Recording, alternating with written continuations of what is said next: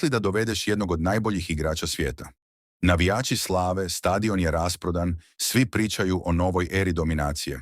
Ali umjesto toga, momčad počinje igrati lošije nego prije. Upravo se to dogodilo Real Madridu nakon dolaska Kylian Mbappé. Kada je Mbappé konačno stigao u Real Madrid, mnogi su vjerovali da će klub postati gotovo nepobjediv. Već su imali zvijezde poput Vinicius Junior, Jude Bellingham i Rodrigo. Na papiru je to izgledalo kao najbolji napad na svijetu.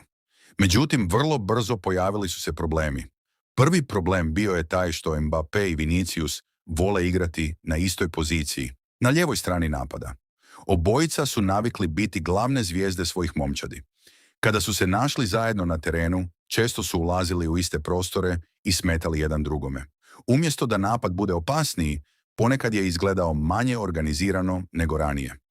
Drugi problem bio je gubitak ravnoteže u momčadi. Prije Mbappéa, Real Madrid je igrao kao kompaktan kolektiv. Svi su sudjelovali u obrani i napadu.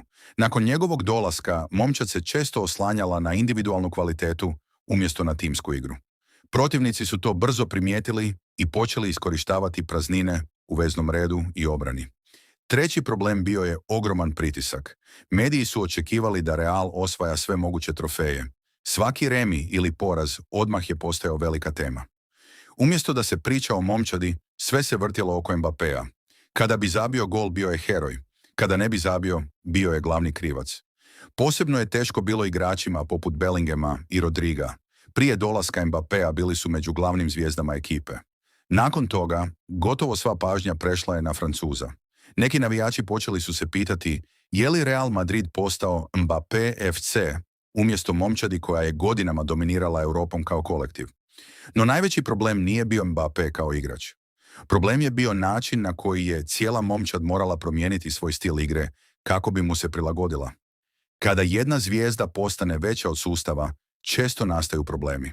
To smo vidjeli i kod drugih velikih klubova, kroz povijest. Ipak reći da je Mbappé uništio Real Madrid bilo bi pretjerivanje.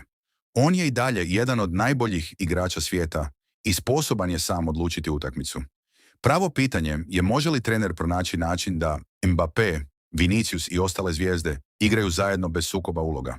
Ako uspiju, Real Madrid bi mogao stvoriti jednu od najjačih momčadi modernog nogometa.